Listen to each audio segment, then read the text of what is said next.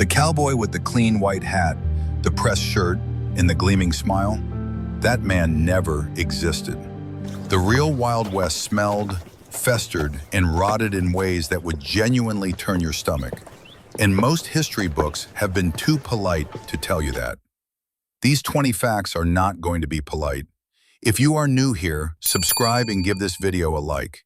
It genuinely helps us keep making content like this one. On number 1, the cure that was almost worse than the disease. Lice infestations were routine on the frontier. Not occasional, not rare, routine. When nothing else worked, the documented treatment was to pour kerosene directly onto the scalp and comb it through the hair. This is confirmed by Lice Clinics of America historical records, Wikipedia's treatment history documentation, and multiple medical journals. It was not a fringe folk remedy. It was standard procedure. Here is what makes it extraordinary. Kerosene causes chemical burns on skin. It is toxic to breathe in concentrated fumes, and it is highly flammable. It ignites from a nearby spark. Every home on the frontier was lit by open candles, oil lanterns, and fireplaces. This was a lice cure that could set your head on fire while it was curing you. They used it anyway. The practice was so widespread it continued into the early 1900s. Immigrants arriving at American ports were showered with kerosene as an official government delousing measure. On number 2, bath day. Saturday was bath day. The family had to be clean for prayer. 1 wooden tub, 1 filling of water. Every member of the household in strict order. Father first, then mother, in the same water. Then the children, oldest to youngest. By the time the father was done, the water was already cooling. By the mother's turn, it was lukewarm and soiled. By the last child, it was cold, gray, and floating with debris. Rose Pender, who traveled the West from 1883 to 1888, described a bath as a luxury she had not enjoyed for 10 full days. And here is the detail that never gets mentioned. Every single drop of that water had to be carried from a well or stream, heated over a wood stove, poured into the tub, and then carried back outside and disposed of afterward. By hand. All of it. The woman of the house managed every single step of that process, and then climbed in second. On number 3, color in her cheeks. Simple enough, right? Wrong. In the Wild West, any woman who wore rouge, powder, or grease paint was publicly assumed to be either a stage actress or a sex worker. And most people considered those two things to be exactly the same. So what did respectable women do instead? They pinched both cheeks as hard as they could, right before entering a room, to rush blood to the surface. They bit their lips until the redness came. Every time, before every single social appearance. No exceptions. And if the sun had darkened your skin from working outdoors, that was considered a mark of low class. A respectable woman kept her complexion pale. Pale meant you worked indoors, which meant you had virtue. The crazy part is these women were performing a daily beauty ritual entirely under the cover of not performing a beauty ritual. One wrong move, 1 jar of rouge, and the reputation was gone. Nobody would tell you why. Nobody had to. On number 4, the most carefully hidden burden of all. The most haunting thing about this fact is not the fact itself. It is the silence that surrounds it. Kotex, the first commercially produced menstrual product, launched in 1920. The Wild West era ended around 1895. That is a minimum 25-year gap where nothing commercial existed. Every woman on the frontier managed her monthly cycle using strips of folded cloth, cotton rags, or wool, pinned to her undergarments, washed privately, and reused every single month. In conditions with no indoor plumbing, no private space, and water too scarce for anything beyond cooking and drinking. And here is what makes this so striking. Pioneer women wrote almost nothing about this in their diaries or letters. The subject was considered too shameful to document. So while everything else about frontier life was recorded, The weather, the crops, the deaths, the hardships. This burden, carried every month for every year of a woman's frontier life, was almost entirely absent from the written record. It was invisible. That invisibility was not accidental. It was enforced.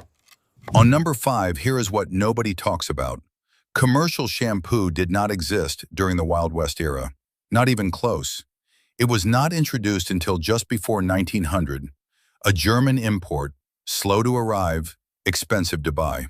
For the entire frontier period, it simply did not exist. So women washed their hair roughly once a month.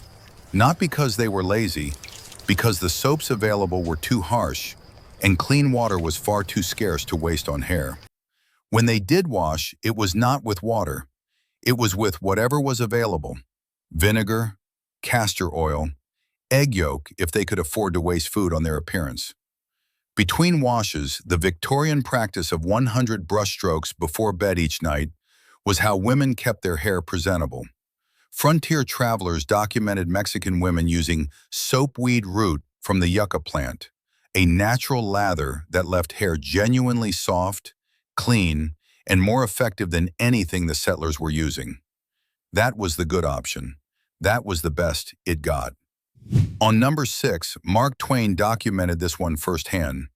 On his 1872 journey west, described in his book Roughing It, Twain encountered the standard hygiene arrangement at a frontier stagecoach station. 1 tin wash basin, 1 pail of water, 1 bar of yellow soap sitting outside on the ground, shared between the station keeper, his stableman, and every single traveler who stopped that day. 1 communal basin. Everyone used it. Nobody considered this unusual. On cattle drives, the same principle scaled up. 1 communal wash basin and 1 shared towel served the entire crew, 10 to 15 cowboys, before every meal. The towel hung on the side of the chuck wagon to air dry between meals. It was never washed during drives that lasted up to 5 months. The same towel, 5 months, 15 men, every meal, every single day. On number 7, clothing tells its own story. Most frontier settlers owned 2 sets of clothes at most, 1 working set and 1 good set for church or town. On cattle drives lasting weeks or months, cowboys wore the same clothes without interruption. No change, no washing.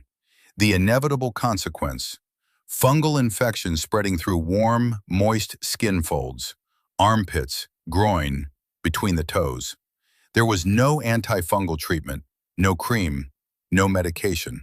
Cowboys simply live with the itching.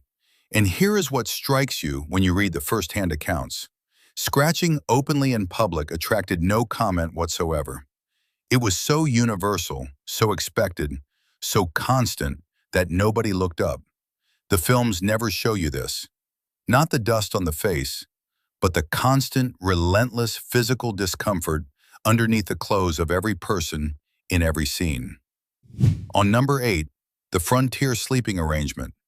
At frontier inns, boarding houses, and stagecoach stations, there was no such thing as a private bed for a private traveler. Beds were rented by the space, not by the person. A traveler arriving at a frontier hotel would be assigned a bed, and then told, matter-of-factly, who was already sleeping in it. 3 and 4 strangers sharing a single straw mattress was standard. The stranger beside you might be a trapper who had not bathed in 3 months. He might have lice. He almost certainly did. And the mattress itself was no better. Straw bedding was never cleaned and served as a permanent breeding ground for bedbugs and lice that transferred to every new occupant. Isabella Bird, the British explorer who traveled the American West in 1873, described frontier sleeping arrangements in her published letters with barely concealed horror. She was handed a candle and told to find a spot. The spots were already taken. Nobody turned anyone away. The traveler had no alternative, and the innkeeper was not running a luxury establishment.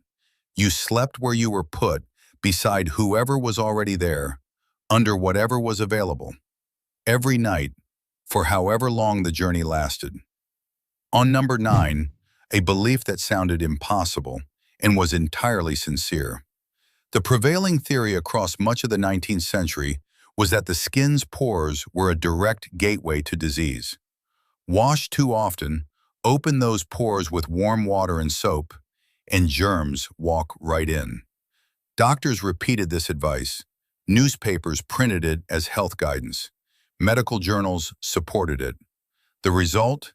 Avoiding frequent bathing was not ignorance. It was, by the official medical standards of the day, considered responsible self-care. And here is the devastating irony. The very belief designed to protect people from disease was itself causing disease outbreaks. The bacteria accumulating on unwashed skin were the actual threat. But nobody made that connection until germ theory was accepted in the late 1880s. An entire nation was following medical advice that was making them sicker and calling it good health.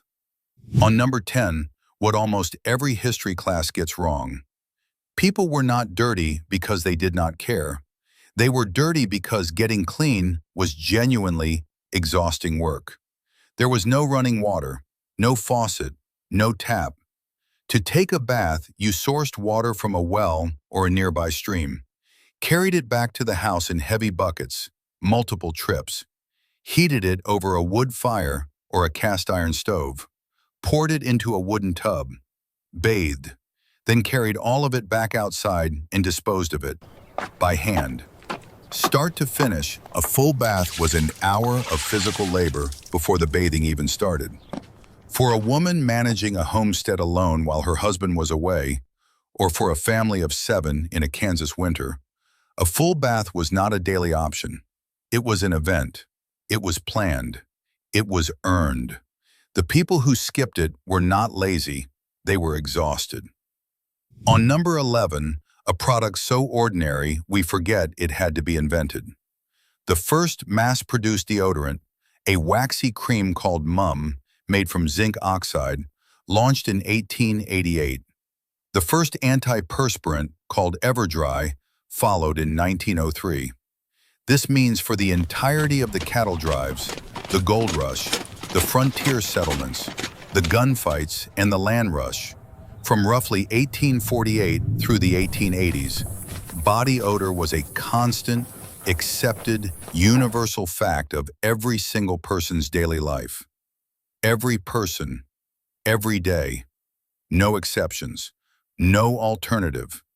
Think about what that meant in a saloon packed with 50 men in August, or a stagecoach carrying 8 passengers across the Nevada desert for 3 days in July. Early Mum advertisements actually had to convince people that body odor was a problem worth solving. People genuinely did not know it was a problem, because it had always just been life. When everyone smells the same, nobody smells anything at all. On number 12, consider the smile of the average Wild West cowboy. Chewing tobacco was so universal in the Wild West that nearly every adult male had permanently stained teeth, brown, dark brown, or outright black. There was no reversing it, no whitening treatment, no enamel repair. What tobacco did to your teeth stayed. Now add this. Saloon bars had shared towels hanging from the rail along the top, used by every man in the room to wipe beer foam from their mustaches after drinking. One towel, the entire bar, every patron, never washed during a shift. The combination, universal tobacco staining, zero effective dental care, a shared mustache towel used by every man in the room, produced an average Wild West smile that looked absolutely nothing like what you have ever seen in a Western film. The Dodge City Times actually printed a tooth powder recipe in 1879, camphor and orris root, claiming it would produce an odorous breath and clean the gums. That sentence appeared in a newspaper.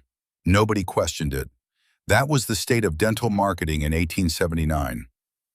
On number 13, formal dentistry barely existed, and what existed was barely dentistry.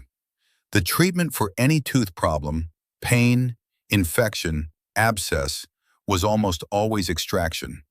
And the person doing the extracting was typically whoever owned the sharpest pliers in town. usually the barber, sometimes the blacksmith. Anesthesia had been demonstrated in Massachusetts in 1846, but it was nearly impossible to obtain in remote Western territories. So extractions were performed with a shot of whiskey as the only painkiller and a pair of pliers as the only tool. And the best documented story of frontier dentistry belongs to gunfighter Clay Allison. After a dentist pulled the wrong tooth, Allison was so furious that he straddled the man in the dental chair and extracted one of the dentist's own molars with his bare hands. In retaliation, this is a documented, named historical event. The dentist's name has not survived the record. His molar did not survive Clay Allison. On number 14, the poison frontier doctors prescribed as a cure. Calomel, mercury chloride, was the most widely used medicine on the American frontier. It was the standard treatment for nearly every condition a doctor encountered: fever, constipation, typhoid, yellow fever, teething in infants. Any condition that presented to a frontier doctor had a good chance of being treated with calomel. Here is what calomel actually did. It triggered violent vomiting and diarrhea, which doctors interpreted as the body expelling disease. What it was actually doing was mercury poisoning the patient. Long-term calomel use caused uncontrollable salivation, tooth loss from mercury accumulating in the gums, nerve damage, kidney failure, and death. Lewis and Clark carried over 600 doses of calomel on their 1804 expedition, documented in their medical records, and administered it routinely to crew members who were already weakened by the journey. The U.S. Army issued calomel in its standard medical kits through the Civil War era. Surgeons who had nothing else reached for it automatically. The cruel irony is this: the dysentery and cholera outbreaks calomel was prescribed to treat were already causing severe dehydration and organ failure. The mercury accelerated both. Patients who might have survived were handed a poison and told it would save them. That was not fringe practice. That was the doctor doing his best.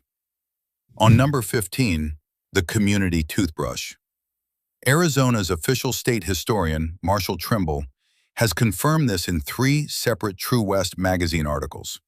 During frontier times, a community toothbrush, made from animal bristle, hung on a string, was a standard fixture at stagecoach stations and public eating places across the West.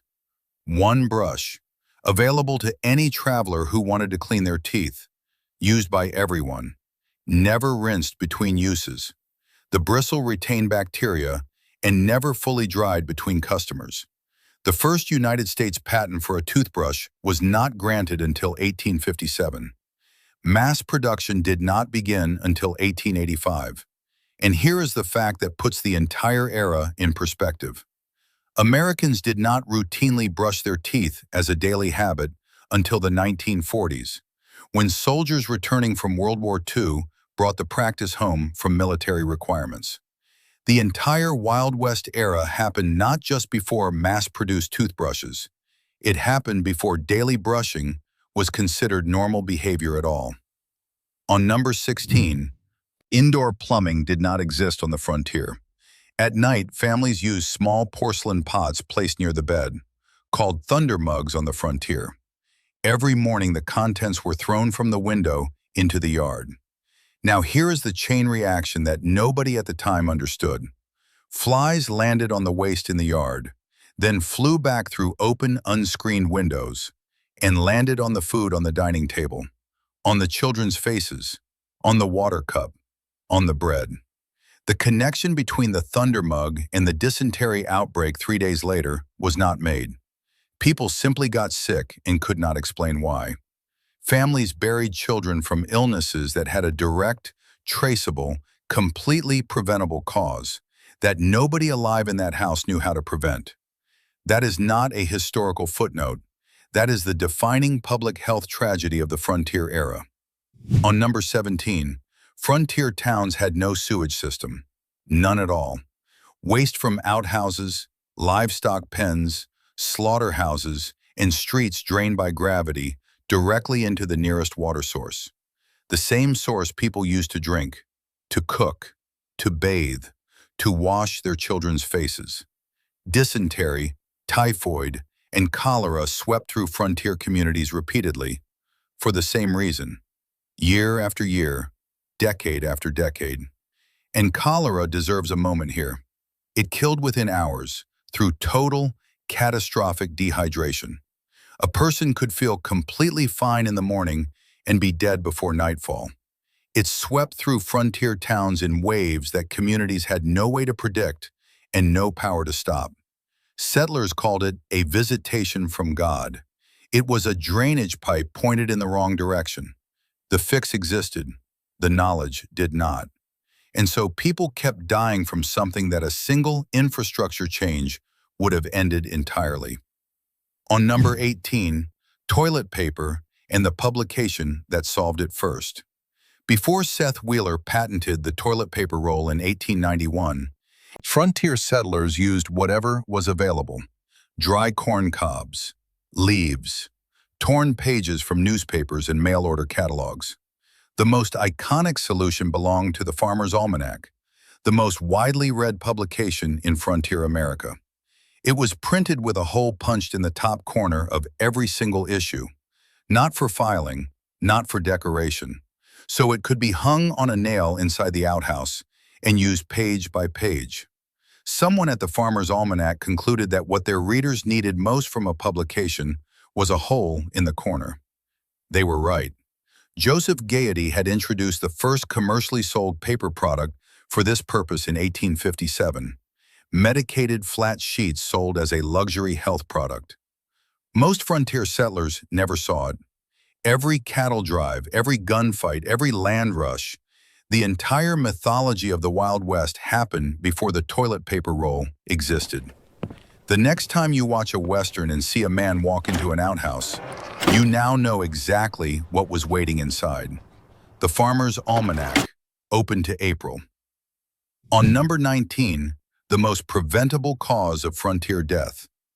In 1847, Ignaz Semmelweis, a physician working in Vienna, proved with documented data that doctors who washed their hands before delivering babies reduced maternal death rates from roughly 10% to under 2%. He could not yet explain why, but the numbers were undeniable. The medical establishment's response was to discredit him and remove him from his position. He died in 1865, still arguing about hand washing. 13 years later, Louis Pasteur established germ theory. The medical world finally had its explanation. By then it was too late for everyone who had already died. On the American frontier throughout this entire period, the 1850s, 1860s, 1870s, the same doctor who handled a corpse in the morning would treat a patient in the afternoon with the same unwashed hands and the same unsterilized instruments. Women died in childbirth from infections introduced by the people trying to save them. Soldiers survived battles only to die from wounds treated by contaminated tools. The knowledge that could have saved them existed. It was rejected. The frontier paid the price in the only currency the frontier accepted: lives. And on number 20, the reversal history never put in the textbooks. Native American tribes consistently maintained far superior hygiene compared to the frontier settlers who called them uncivilized. Native tribes camped near rivers, lakes, and natural springs, making bathing easy and genuinely routine. Their varied diet of fresh meat, roots, and berries largely prevented the dysentery, cholera, and malnutrition that devastated settler populations living on hardtack and whiskey. Nomadic movement meant their waste never accumulated into the kind of disease reservoir that frontier towns became. The people called primitive were washing regularly, eating fresh food, and relocating before their waste became a health hazard. The people calling them primitive were sleeping in lice colonies, sharing toothbrushes with strangers, and drinking from the same water source they were using as a toilet. Not one frontier newspaper ever printed that comparison. Not one. None of those 20 facts are disputed. None of them are obscure. They sit in diaries, newspapers, medical records, and primary source documents that anyone can find, if they go looking. The Wild West was not a glamorous place. It was a place where people did the best they could with what they had, managed extraordinary hardship with real resilience, and died from problems that a basic understanding of germ theory would have prevented entirely.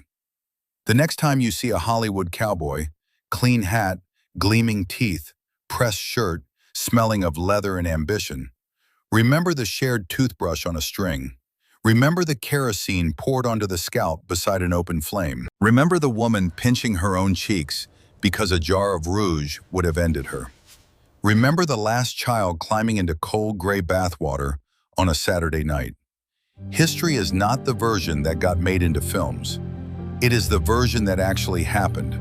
And it was messier, harder, and far more human than anything we were ever taught.